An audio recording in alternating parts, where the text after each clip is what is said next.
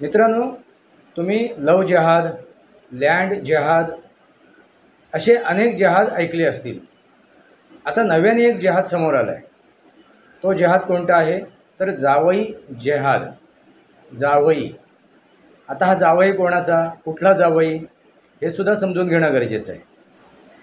मित्रांनो, आपले विचार कमेंट बॉक्समध्ये मांडा. ह्या व्हिडिओला लाईक करा, माझ्या या चॅनलला सबस्क्राईब करा, बेल आयकॉन दाबा. माझे विचार पडायचे लाईक करा, आपले विचार कमेंट बॉक्समध्ये मांडा.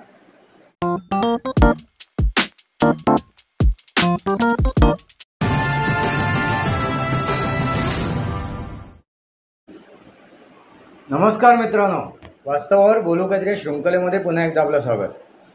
मी आपला मित्र राजेश वासंती साबाजी गिळुसकर. मित्रांनो, तुम्ही लव जहाद, लँड जहाद असे अनेक जहाद ऐकले असतील. आता नव्याने एक जहाद समोर आला आहे. तो जहाद कोणता आहे तर जावई जहाद. जावई. आता हा जावई कोणाचा, कुठला जावई हे सुद्धा समजून घेणं गरजेचं आहे. मित्रांनो, नुकतंच 22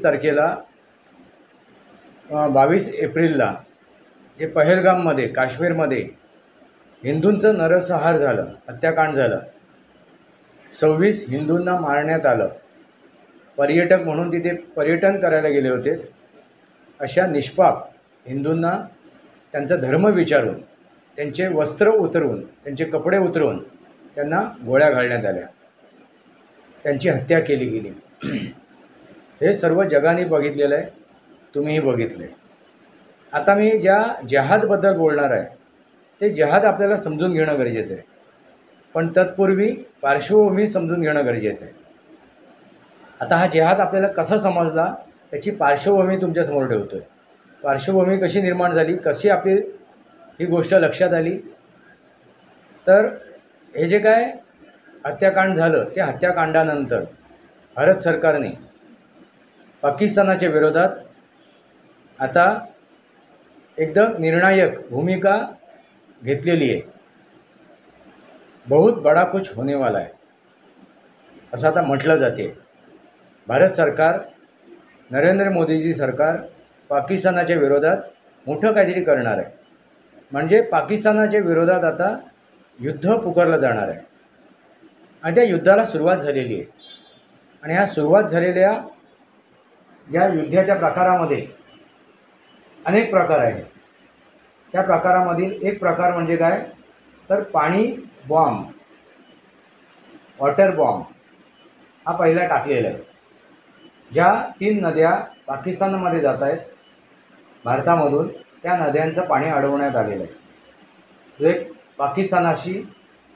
पाकिस्तानाशी जो करार केला होता, पाकिस्तानाबरोबर जो करार होता भारत सरकारने, तो रद्द केलेला आहे आणि जे पाणी अडवण्यात आलेलं आहे.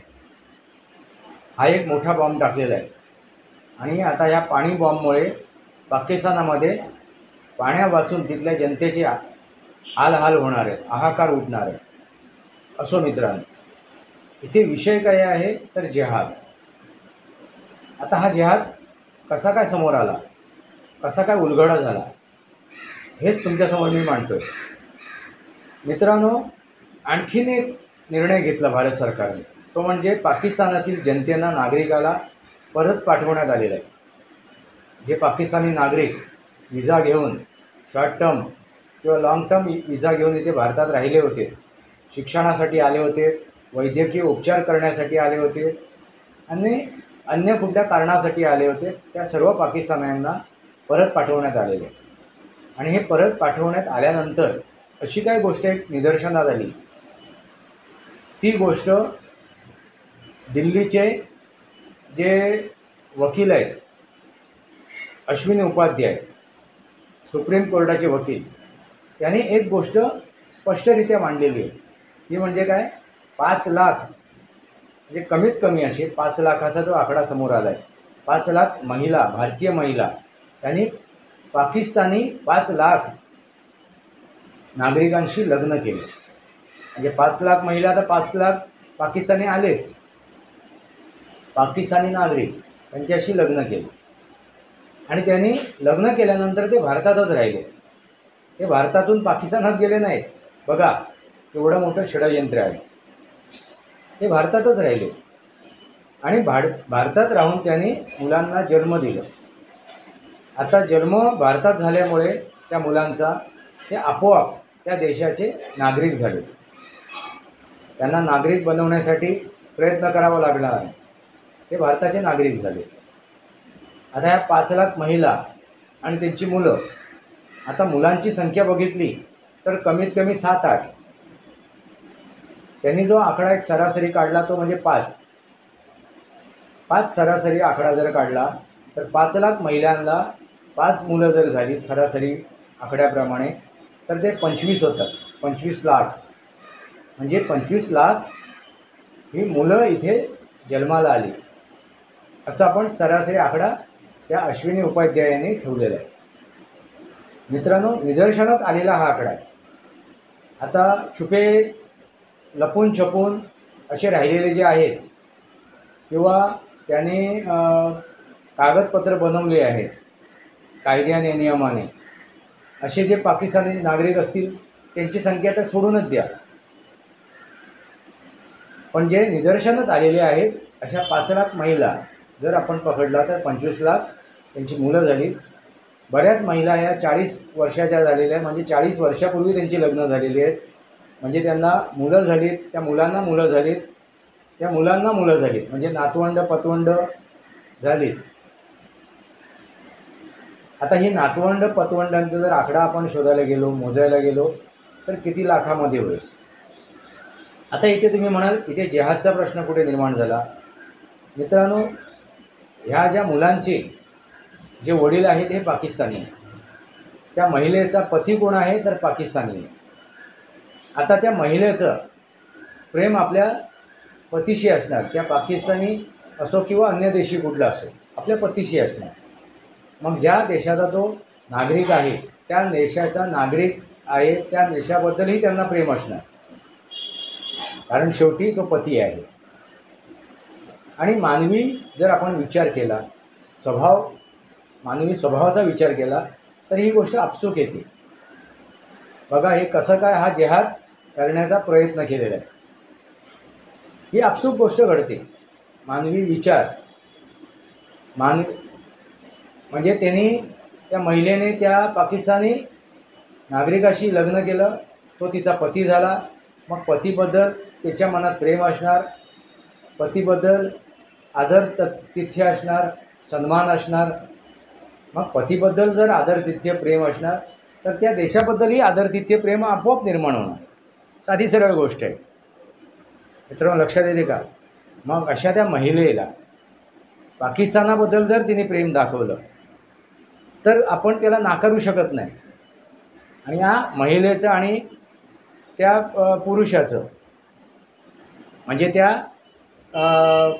पिता आणि मात्याचं, त्या माता आणि पिताचा जर विचार केला तर त्यांची जी मुलं असतील त्या मुलांच्या मनात कुठला भाव निर्माण होईल. कुठला भाव निर्माण होईल तर तोच जो त्या माता पित्यांच्या मनात जो भाव असणार तोच त्यांच्या मनात निर्माण होणार. म्हणजे त्यांचंसुद्धा आपल्या पित्याबरोबर त्या पाकिस्तानाबद्दल प्रेम, त्या पाकिस्तानाबद्दल आत्मीयता, त्या पाकिस्तानाचं समर्थन नक्कीच असणार. त्यांनी जर पाकिस्तानात झेंडा मिरवला तर तुम्ही त्यांना चुकीचं म्हणू शकत नाही. का तर जो राष्ट्र, जो देश आपल्या पित्याचा आहे तो ते मानत असतील तो माझा आहे, त्या देशाबद्दल त्यांच्या मनात प्रेम असेल, आत्मीयता असेल, त्या देशाबद्दल त्यांना हे असेल, आपुलकी असेल, तर ते कसं नाकारू शकतो आपण. कारण त्यांच्यावरती संस्कार झाले. आता काय घडणार मित्रांनो, भारतात राहत आहेत, भारताचं खात आहेत, त्यांचं ह्या देशावरती प्रेम नाही आहे, या राष्ट्रावरती प्रेम नाही आहे. का तर त्यांचं आपल्या वडिलांवरती प्रेम आहे. आणि वडिलांचा देश कुठला आहे तर पाकिस्तान. मग आपसूक काय होणार, त्यांच्या मनात पाकिस्तानाबद्दल प्रेम असणार आणि भारताबद्दल द्वेष असणार. भले ते भारतामध्ये खात असतील, राहत असतील, सर्व गोष्टी, सगळ्या योजना, सगळे फायदे जर भारतामधून घेत असलेत, मतलब साधत असलेत, तरीसुद्धा त्यांचा ओढा कुठे असणार तर पाकिस्तानाकडे. आता त्यांना आपण जिहादी मानसिकताचे ते असतील की नसतील हा प्रश्न मी तुमच्यासमोर ठेवतो.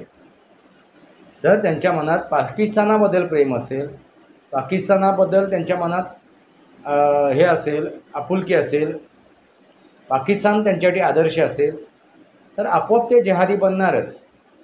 भारताच्या विरोधात ते जिहाद करणारच, गजवा हिंद करणारच. मित्रांनो, लक्षात आलं का? मग कोण झाला हा? कुठला जिहाद झाला? तर तो जिहाद झाला जावई जिहाद. आता हा जावई कुठला? तर पाकिस्तानी. जावई कोणाचा? तर भारताचा. पाकिस्तानी नागरिक हा भारताचा जावई झाला. आणि जे आकडा सांगितला तुम्हाला 5 लाखाचा, हे 5 लाख कोण झाले? भारताचे जावई झाले. आणि या जावयांबद्दल तर भरपूर प्रेम असते, आत्मीयता भरपूर असते, ओढा भरपूर असतो. म्हणजे मित्रांनो, लक्षात आलं का? त्यांनी जे जन्माला घातलेत, जे काय त्यांचे मुलं आहेत, जी काय नातवंड आहेत, पतवंड आहेत, हे आपसूक कोण होणार? जिहादी होणार. आणि त्यांच्या मनात लहानपणापासून हा जिहाद रुजवला जाणार. मित्रांनो, लक्षात आलं का? कसा काय हा जिहाद निर्माण झाला? कसा काय हे जिहादी बनले? हळूहळू तुमच्या लक्षात येईल. त्यामुळे तुम्हाला अनेक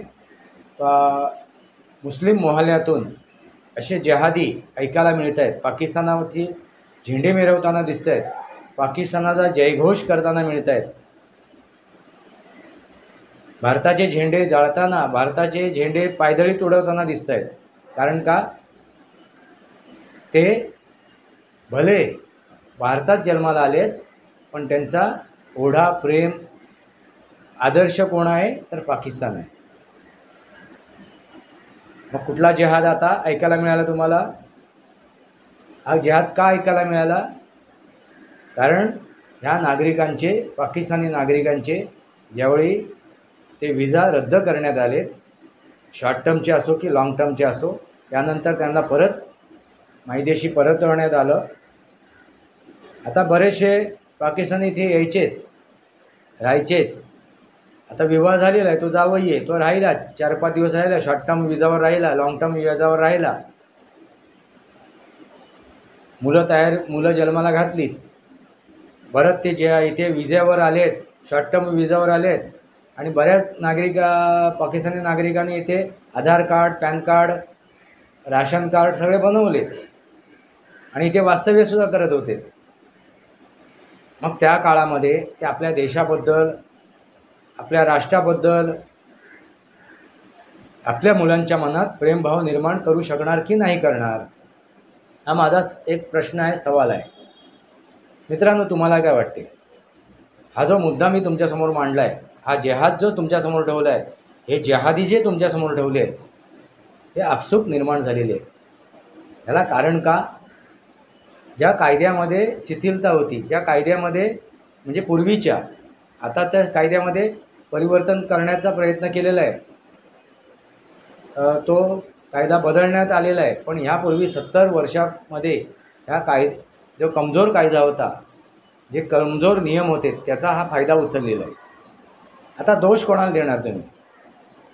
कारण काय? जी फाळणी झाली ना मित्रांनो, ती फाळणी एका धर्माच्या नावाखाली झालेली आहे, इस्लामच्या नावाखाली झालेली. आणि इथे जे थांबलेत इस्लामिक मुसलमान, त्यांचा उद्देश तोच होता की हसके लिया पाकिस्तान, लडके लेंगे हिंदुस्तान. आणि तेच ते नक्की ते इथे बसून, इथे राहून, इकडचा खाऊन तेच करत आहेत. वक्फ बोर्डच्या नावाने, प्लेसेस ऑफ वर्शिप ॲक्टच्या नावाने, अन्य कुठल्या मार्गाने, अन्य कुठल्या विषयाने ते इथे हा जिहादच करत आहेत. कोणाच्या विरोधात? भारताच्या विरोधात. म्हणून तुम्हाला काय म्हणालो, लव जिहाद ऐकलात? लँड जेहाद ऐकला. आता हा जेहाद कोणता आहे तर जावई जेहाद. तुमच्या लक्षात आलंच असेल हा जेहाद कोणता आहे. मित्रांनो, आपले विचार कमेंट बॉक्समध्ये मांडा. ह्या व्हिडिओला लाईक करा, माझ्या या चॅनलला सबस्क्राईब करा, बेल आयकॉन दाबा. माझे विचार पडायचे लाईक करा, आपले विचार कमेंट बॉक्समध्ये मांडा. वास्तवावर बोलू काहीतरी माझ्या शृंखलेला सबस्क्राईब करा, बेल आयकॉन दाबा. माझे विचार पडायचे लाईक करा, आपले विचार कमेंट बॉक्समध्ये मांडा. तुर्तास इतकंच. भारत माता की जय. वंदे मातरम. जय भारत, जय महाराष्ट्र, जय सनातन.